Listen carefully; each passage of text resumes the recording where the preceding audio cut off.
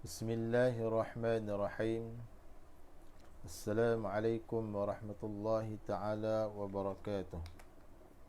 Alhamdulillahi rabbil alamin. Wassalatu wassalamu ala asyrafil anbiya wal mursalin wa ala alihi wa sahbihi ajma'in. Qala rabbi syrah li sadri wa yassir li amri wahlul 'uqdatam min lisani yafqahu qawli.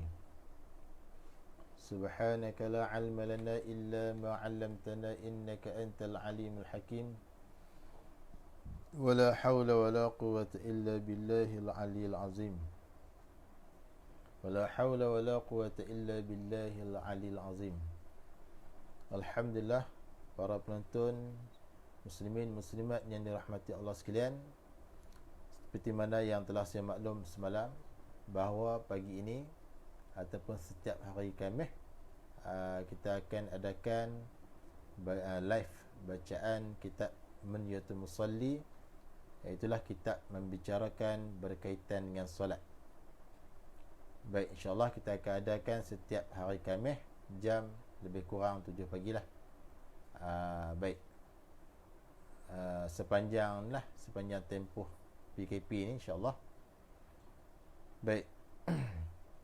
Jadi kitab ni dia membicarakan berkaitan dengan sembahyang kita lah, sembahyang zahir, sembahyang zahir dan sembahyang batin. Seperti mana yang diajar oleh Nabi kita Muhammad sallallahu alaihi wasallam dan diajar pula oleh para alim ulama, insya-Allah. Jadi kita masih menggunakan kitab ni, kitab Pati Munyatul Musalli. Kitab Pati Munyatul Musalli. Kitab ni banyak dibaca oleh para asatizah, para ustaz, guru-guru yang mengajar di pondok-pondok, khususnya di Fatani, Thailand. Baik, jadi pagi ni kita masuk pada muka surat 9. Tajuk dia dibandingkan sembahyang dengan manusia. Tajuk dia dibandingkan sembahyang dengan manusia lah. Baik, jadi di sini ulama membuat perbandingan, perumpamaan sembahyang itu dengan manusia. Baik, qala musannifu rahimahullahu ta'ala, kalau dibanding sembahyang ini dengan manusia, maka bagi sembahyang ada sembahyang zahir. Bagi sembahyang tu dia ada sembahyang yang bangsa zahir, iaitu mengerjakan syarat, rukun, sunat ab'ad dan sunat hay'ah.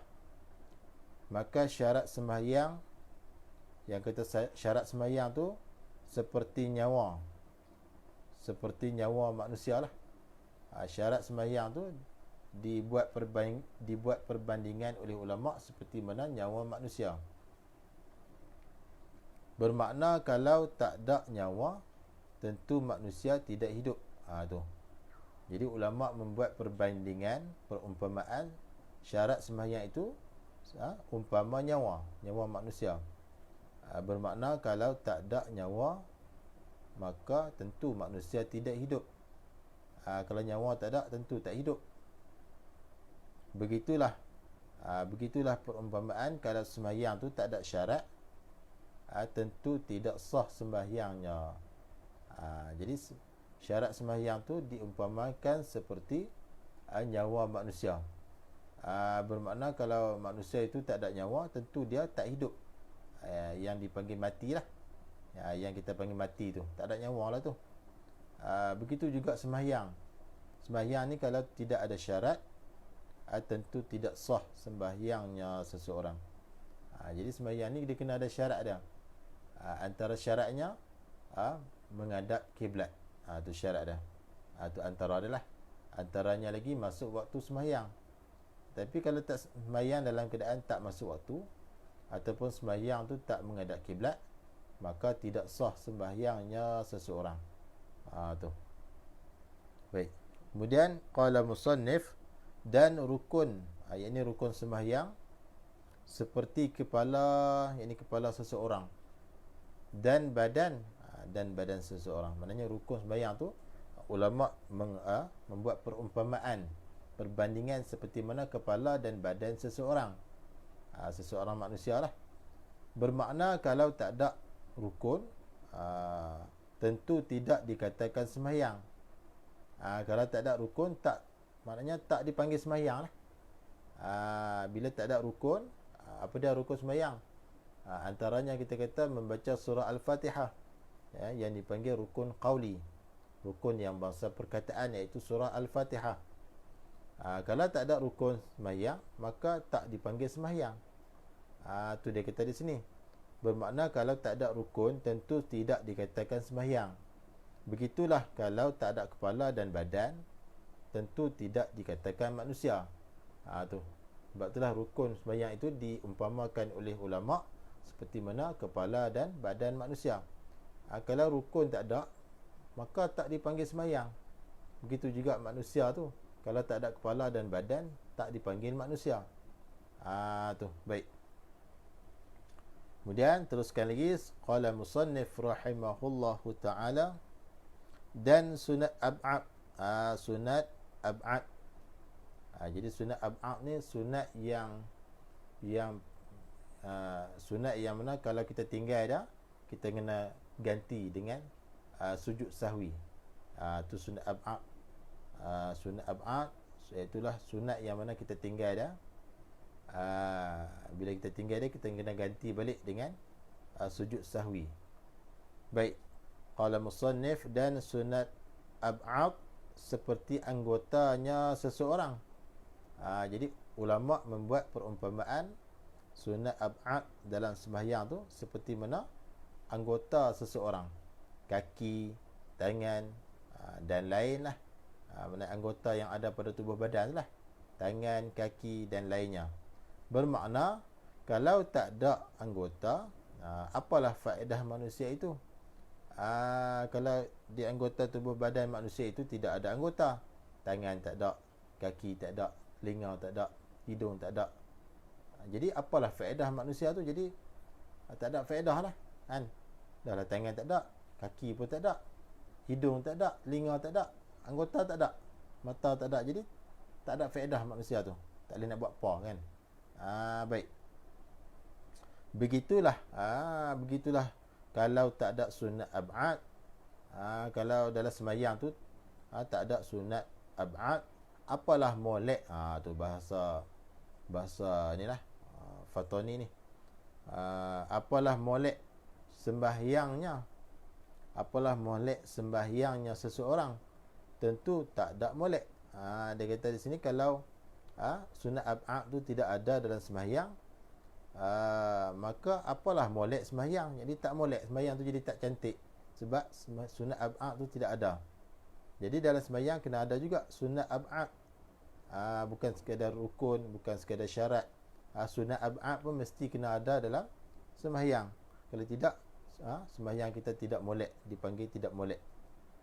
Maka janganlah kamu tinggal, kamu wahai penuntut ilmu ataupun orang yang sembahyang, maka janganlah kamu tinggal sunat ab'ad itu. Jangan tinggal sunat ab'ad. Antara dia apa dah? Membaca doa qunut ketika menang solat subuh. Tu antara sunat ab'ad. Banyak lagi lah. Baik. Jadi jangan tinggal lah. Jangan tinggal. Tapi kalau tertinggal, maknanya tak sengaja tinggal, itu lain cerita. Kita kena ganti balik dengan sujud sahwi, sujud kerana lupa. Baik. Qala musannif, dan sunat hay'ah. Dan sunat hay'ah, yakni sunat yang mana kalau kita tinggal dia, tak perlu kita ganti dengan sujud sahwi. Itu sunat hay'ah. Dan sunat hay'ah seperti bulu perhiasannya seseorang. Jadi sunat hay'ah ni ulama membuat perumpamaan seperti bulu perhiasan bagi seseorang manusia, seperti mana bulu kening,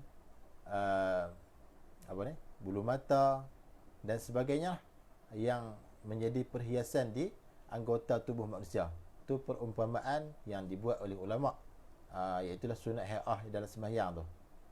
Dia kata bulu perhiasannya seseorang, rambut, bulu kening, bulu roma dan lain-lainnya Bermakna kalau tinggal sunat hai'ah, tentu lincin, huduh sembahyangnya, seperti orang yang lincin badannya, tak ada berbulu. Maka apalah molek sembahyang kita itu? Tentu tidak molek. Jadi sunat hai'ah tu diumpamakan seperti mana perhiasan yang ada di tubuh badan manusia. Ada rambut, ada bulu kening, ada bulu roma, ada bulu mata dan lain-lainnya.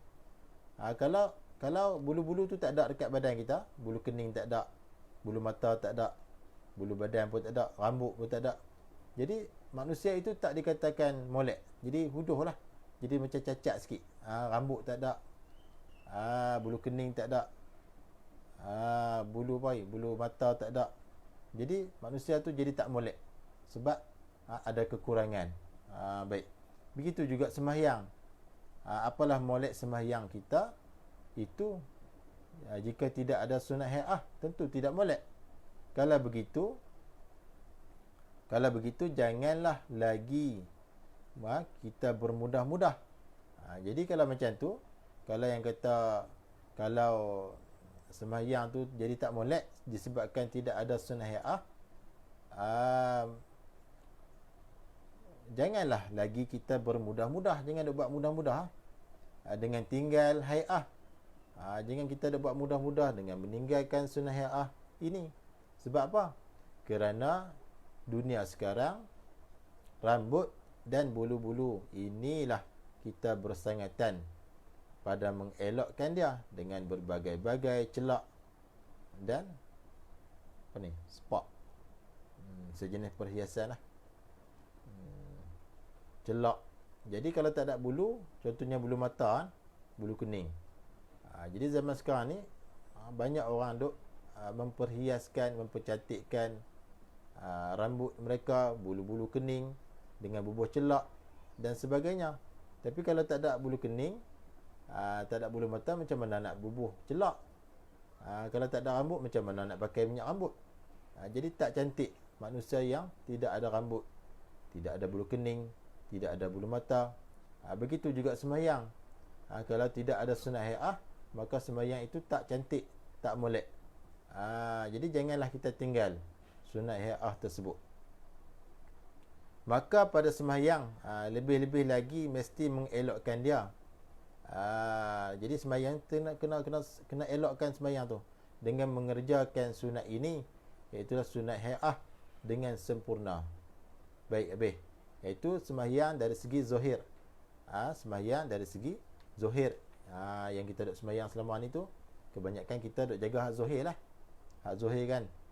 Dan juga ada lagi sembahyang yang bangsa batin. Sembahyang batin. Iaitu sembahyang dalaman, yang bangsa batin lah, yang tersembunyi. Qala musannif, dan dalam sembahyang ini, sembahyang hak kita duk buat tu lah, hari-hari tu, ada sembahyang batin.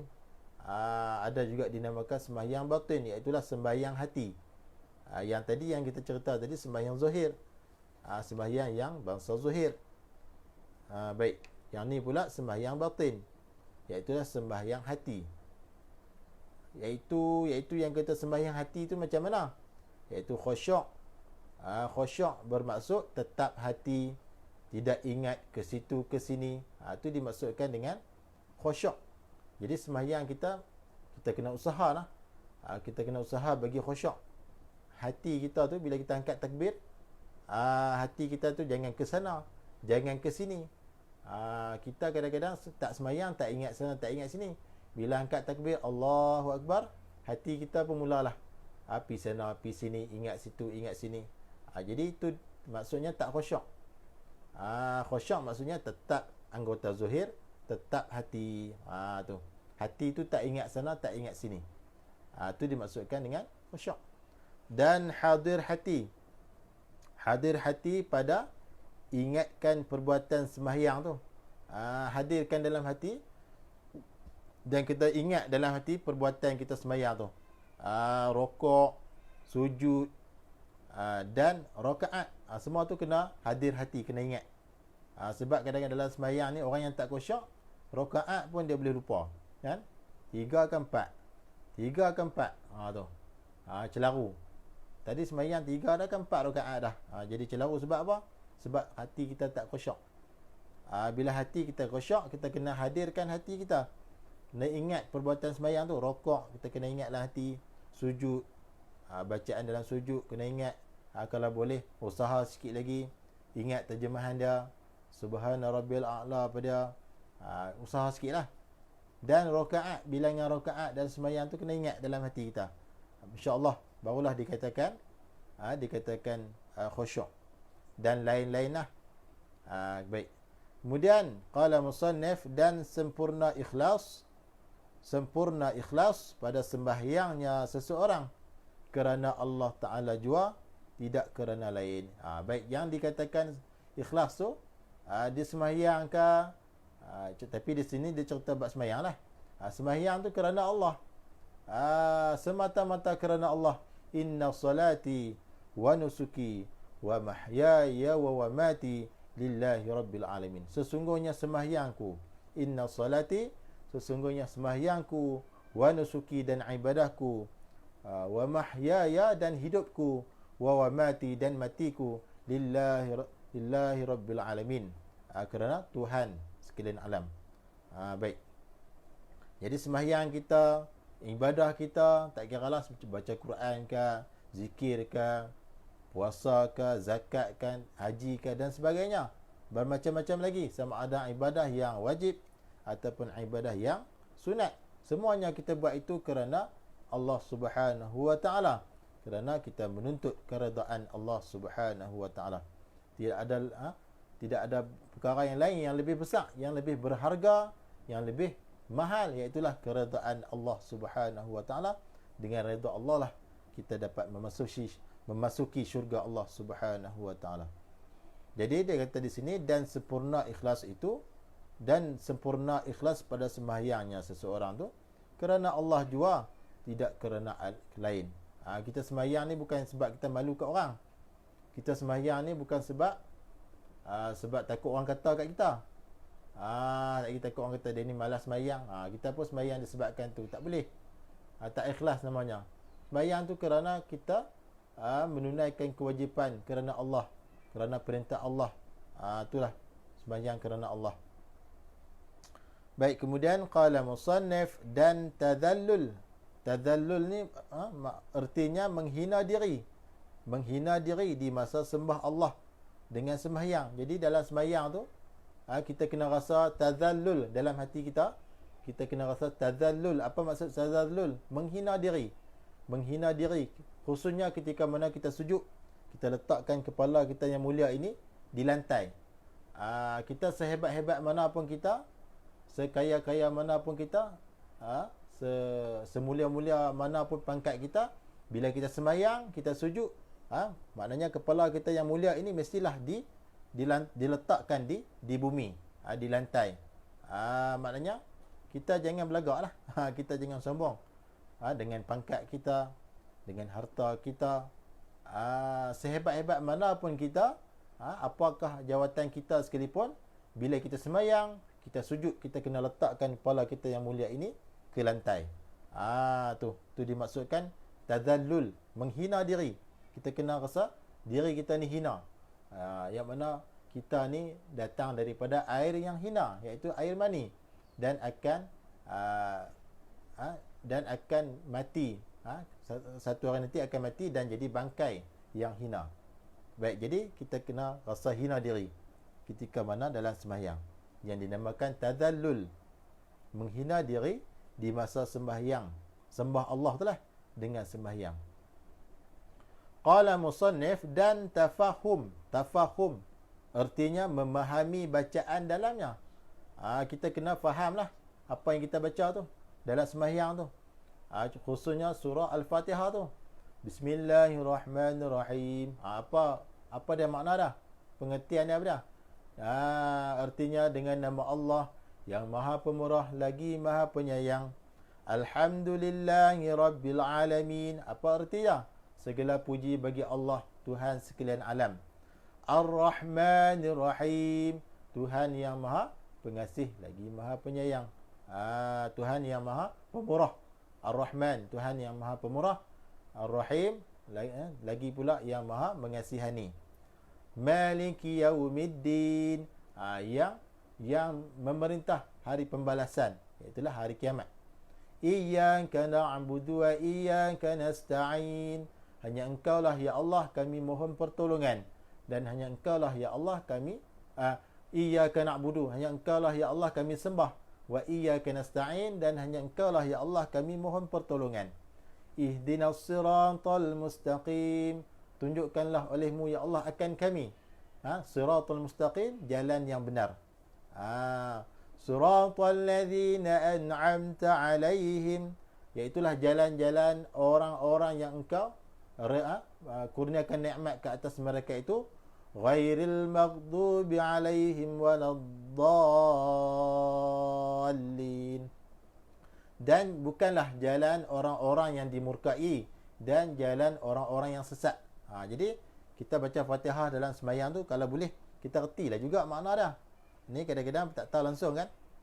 Bila kita tak baca dalam keadaan kita tak tahu langsung, jadi sebab itulah punca menyebabkan hati kita tu jadi tak khusyuk. Ingat sana, ingat sini. Jadi kita kena usaha sikit lah. Kena ambil tahu sikit makna-makna apa yang kita baca dalam sembahyang tu. Tu yang dimaksudkan di sini. Dan tafahum. Tafahum maknanya kena memahami bacaan di dalamnya, yakni di dalam sembahyang seseorang tu. Baik. Qala musannif, dan tadabbur. Tadabbur tu bahasa Arab, artinya perhati bacaan dan lainnya daripada pekerjaan sembahyang. Jadi dalam sembahyang kita kena tadabbur. Tadabbur ni kita dah pernah dengar lah perkataannya. Tadabbur Al-Quran, maksudnya kita kena perhati ayat Quran tu. Kalau dalam sembahyang, tadabbur, kena tadabbur, iaitu perhati bacaan. Yang dalam sembahyang tu kena perhati bacaan tu. Perhati elok. Sama ada dari segi lafaz dia ataupun dari segi makna dia, kena perhati. Perhati itulah dipanggil tadabbur. Subhana rabbil azimi, maha suci Tuhan. Kena tadabbur. Kena baca dengan betul. Kalau huruf sin, sebut huruf sin. Kalau huruf ba, kena sebut huruf ba. Ha, sebut bagi makhraj betul-betul. Sebab kita sembahyang ni, kita sembahyang, kita sembah Allah Ta'ala ni. Jadi kena sebut dengan betul. Kena usaha sikit bagi faham apa yang kita baca tu. InsyaAllah, mudah-mudahan sembahyang kita tu jadi khusyuk. Itu dipanggil tadabbur. Qala musannif, dan tadabbur iaitulah perhati bacaan dan lainnya daripada pekerjaan sembahyang lah. Bacaan dan lain lah. Perbuatan, bacaan, sebutan huruf dalam bacaan tu, kita kena tadabbur. Dan hati inilah, hati kita lah. Inilah tempat tilik Allah Ta'ala. Jadi hati kita ni Allah Ta'ala tilik di sini. Allah Ta'ala tak tilik kepada rupa kita. Allah Ta'ala tak tilik kepada rupa kita. Rupa kita cantik ke, lawa ke, Allah Ta'ala tak tengok, tak tilik di situ. Dan Allah Ta'ala tak tilik kepada pakaian kita. Kita ni pakaian hebat ke, pakaian orang yang berjawatan ke, pakaian orang yang soleh ke. Allah Ta'ala tak tilik pada pakaian, tetapi Allah Ta'ala tilik pada hati kita. Sebab tu Nabi kata dalam satu hadis, inna fil jasadi mudghah, dalam satu jasad tu ada seketul daging, seketul darah. Idza salahat salahal jasadu kulluh, apabila eloklah darah itu, maka eloklah keseluruhan anggota lah. Keseluruhan, kesemua ni elok. Kalau eloknya hati kita, maka keseluruhan anggota kita elok. Wa idza fasada, apabila dia rosak, seketul darah tadi tu rosak, fasada kulluh, maka rosaklah keseluruhan anggota tubuh badan kita. Jadi hati inilah tempat tilikan Allah Subhanahu wa Ta'ala. Allah Ta'ala pandang hati kita. Kita ni ikhlas ke, tak ikhlas ke, apa yang kita niat dalam hati, semua Allah Ta'ala tahu. Allah Ta'ala tak pandang kepada rupa kita. Allah Ta'ala tak pandang kepada pakaian kita. Tetapi Allah Ta'ala pandang adalah hati kita. Dalam satu hadis yang lain, Allah Ta'ala, innallaha la yanzuru ila suwarikum wala ila uh, innallaha la yanzuru ila suwarikum walakin yanzuru ila qulubikum wal a'malikum. Allah Ta'ala tak pandang kepada rupa paras kamu, tetapi Allah Ta'ala pandang hati kamu dan amalan kamu. Tu tempat pandangan Allah. Jadi bila Allah Ta'ala pandang di sini, kita kena jagalah di sini ni. Pastikan niat kita tu dielok. Buat amalan tu niat kerana Allah, kerana menuntut keredaan Allah, bukan menuntut keredaan manusia, bukan menuntut kepujian manusia dan sebagainya. Buat tu ikhlas kerana Allah. Allah Ta'ala lah yang berhak memberi pahala, ganjaran pahala, bukan manusia. Jadi buat kerana Allah. Qala musannif, dan hati inilah hati yang kata kena ada tadallul, menghina diri, kena ada tadabbur, kena ada perhati bacaan tadi itu. Hati inilah tempat tilik Allah Ta'ala. Qala musannif, dan tidak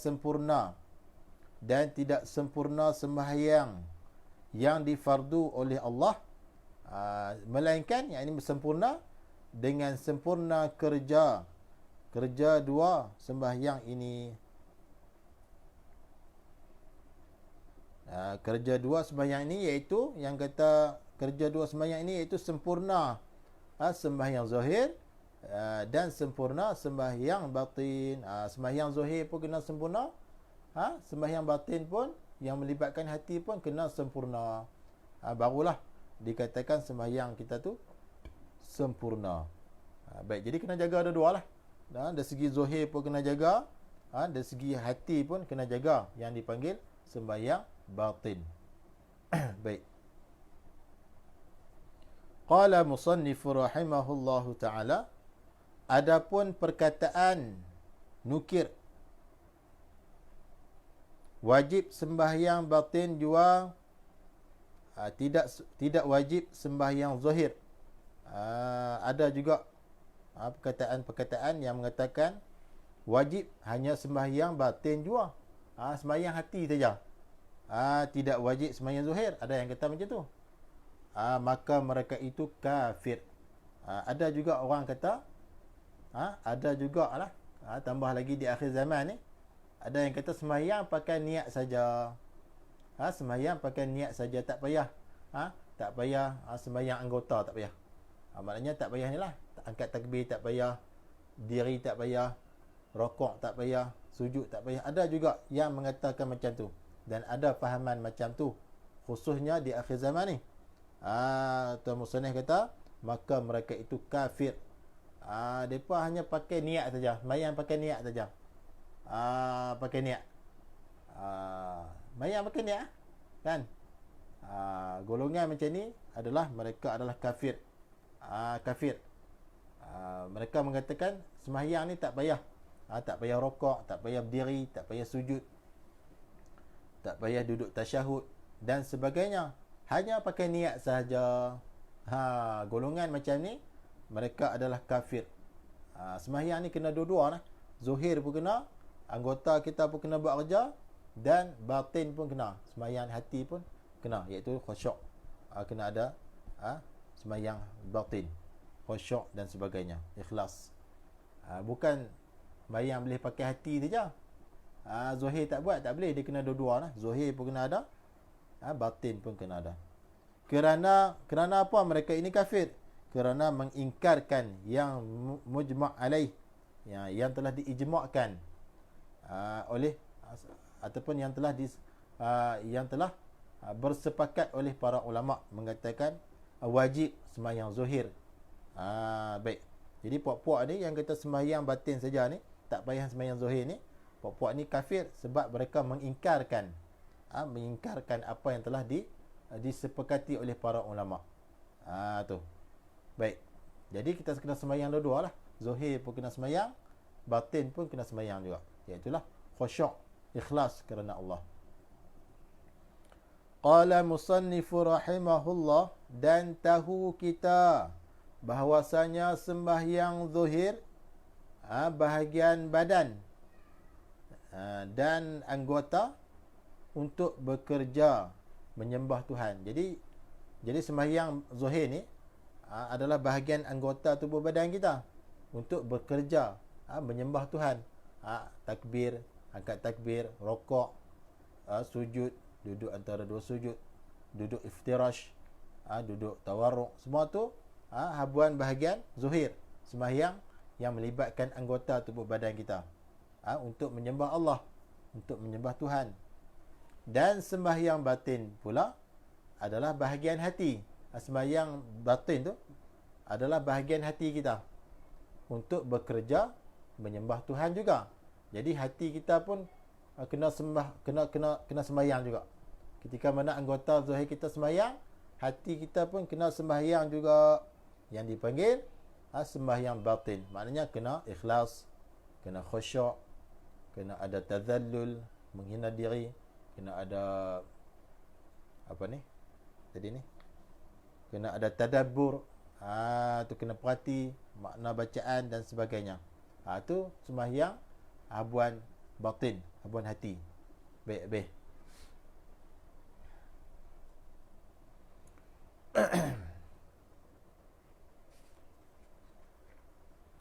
Qala musannif, tajuk yang seterusnya adalah tak ada khusyuk. Tak ada khusyuk, tawaddu' mewajibkan siksa. Tu tajuk dia. Tak ada khusyuk, tak ada tawaddu', mewajibkan siksa. Qala musannif, berkatalah oleh musannif, iaitu pengarang kitab, dalam kitab ni lah, kata Imam Ghazali rahimahullahu ta'ala. Berkatalah Imam Ghazali. Imam Ghazali ni ulama' yang hebat lah, pengarang kitab. Banyaklah kitab dah. Antaranya kitab Minhajul Abidin, kitab tasawuf, kitab mengajarkan adab, karangan Imam Ghazali. 100 tahun yang lepas kot. 100 tahun. Maknanya lama dah. Bukan setahun dua. Lama dah. Imam Ghazali pun dah wafat pun dah lama dah. Jadi tapi karangan dia, kitab dia masih dibaca sehingga sekarang lah. Antara kitabnya yang dikarang oleh Imam Ghazali adalah kitab Minhajul Abidin, kitab tasawuf, kitab yang mengajarkan tentang adab. Kata Imam Ghazali rahimahullahu ta'ala, maksudnya dibandingkan orang sembahyang dengan kafiat ataupun dengan cara sembahyang zuhir jua, sembahyang zuhir saja, jua tu maknanya sajalah, dibandingkan orang yang sembahyang zuhir saja, sembahyang batin tak ada, tu maksud dia. Dia hanya sembahyang zuhir saja. Sembahyang hati dia tak sembahyang, maknanya khusyuk tak ada, ikhlas tak ada dan sebagainya tu tak ada. Hanya sembahyang zuhir lah, angkat takbir, rokok, sujud, iktidal dan sebagainya lah. Yang tu saja, tapi hati dia tak sembahyang. Tu dimaksudkan di sini. Okey, Imam Ghazali kata bermakna mesempurnakan syarat rukun, sunat jua. Dia hanya menyempurnakan syarat sembahyang sahaja, rukun sembahyang sahaja dan sunat sahaja, dan lalai daripada sembahyang batin. Batin dia tu, hati dia tu lalai.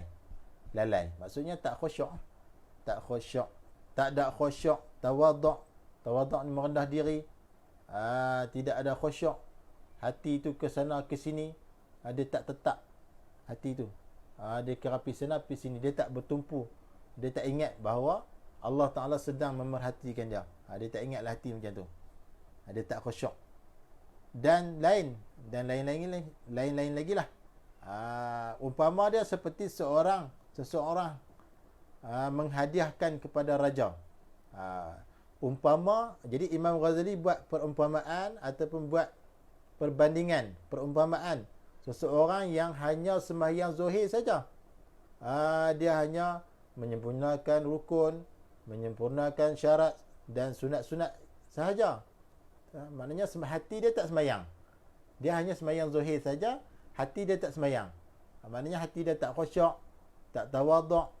Hati dia ingat sana ingat sini. Ketika sembahyang tu dia hanya sembahyang zuhir saja.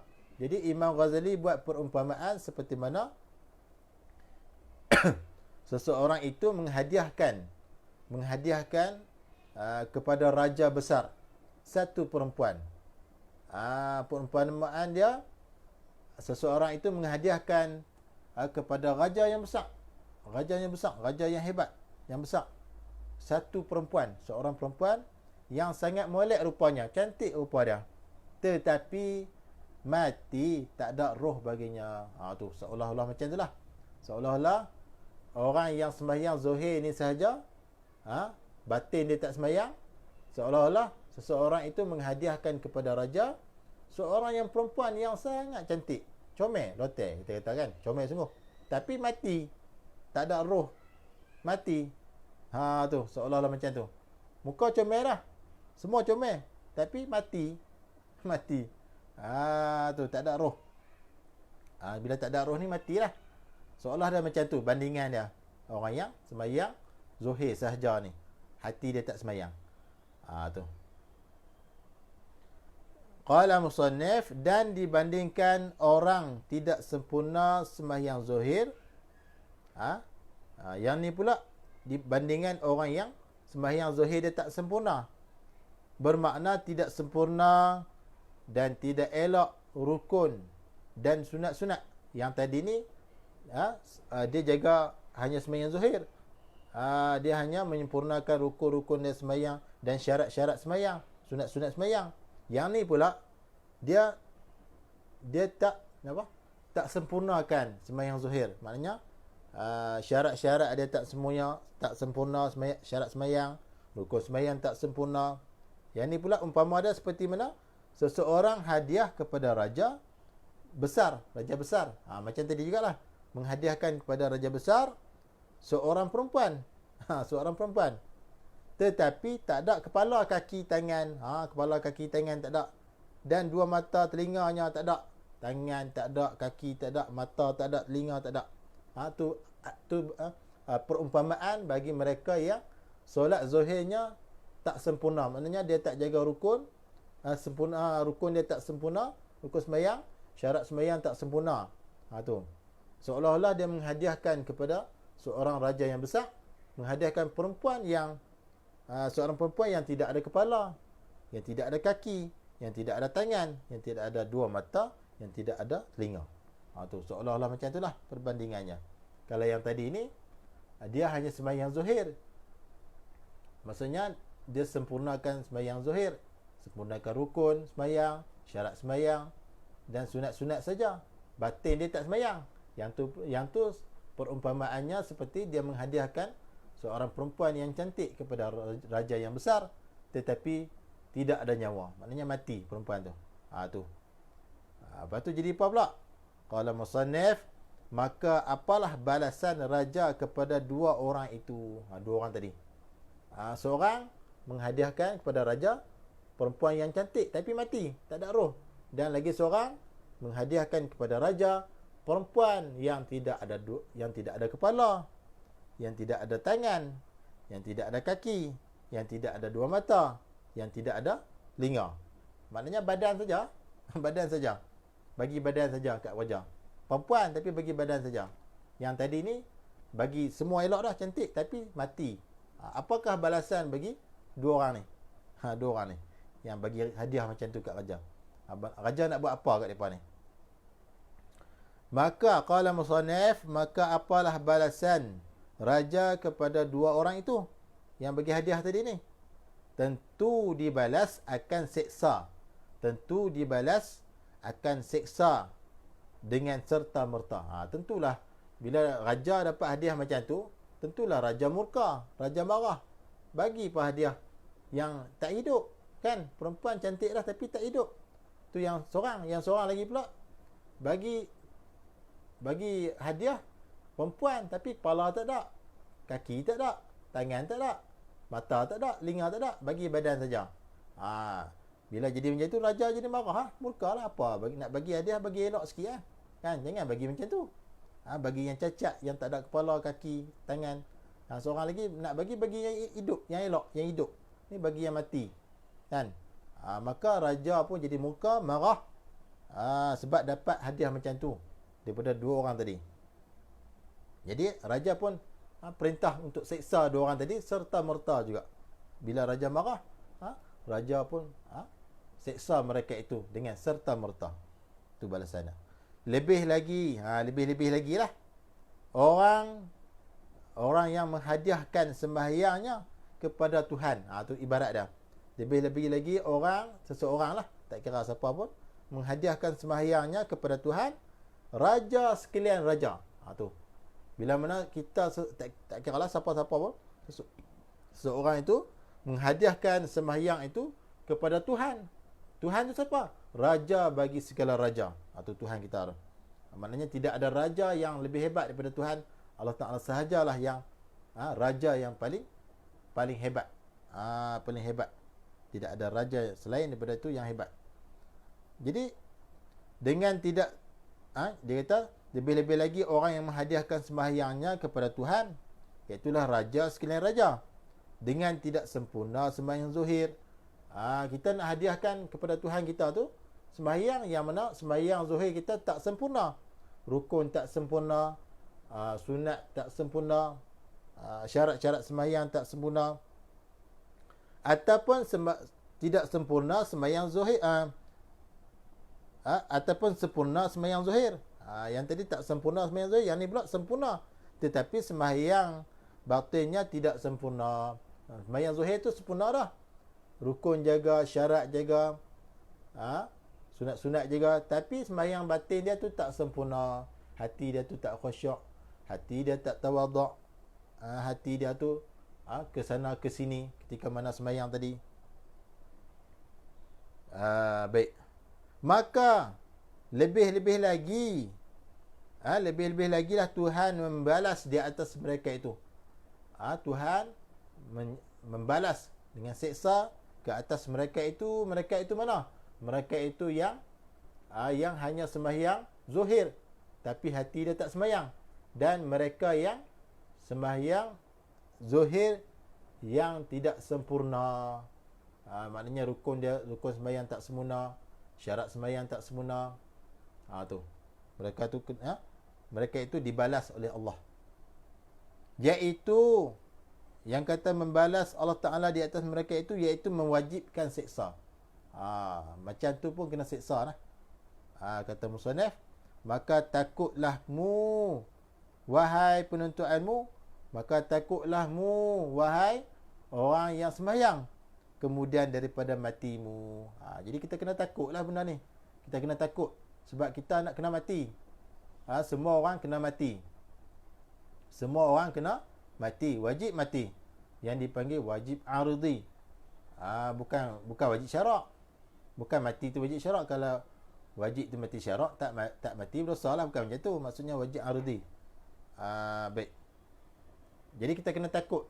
Sebab seksa ni, balasan baik ataupun balasan seksa ini kemudian daripada kita mati. Selepas daripada kita mati, baru kita dapat rasakan macam mana yang kita dapat nikmat, macam mana yang kita dapat pahala, dapat ganjaran pahala, dan macam mana yang kata kena seksa tu lepas pada mati.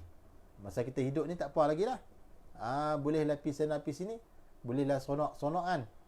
Balik bila mati, hilang habis keseronokan, hilang semua kelazatan dunia. Yang hanya kita menunggu balasan daripada Allah, sama ada baik ataupun buruk. Wa may ya'mal mithqala dzarratin khairan yarah wa may ya'mal mithqala dzarratin syarran yarah. Barang siapa yang membuat kebajikan walaupun sebesar zarah.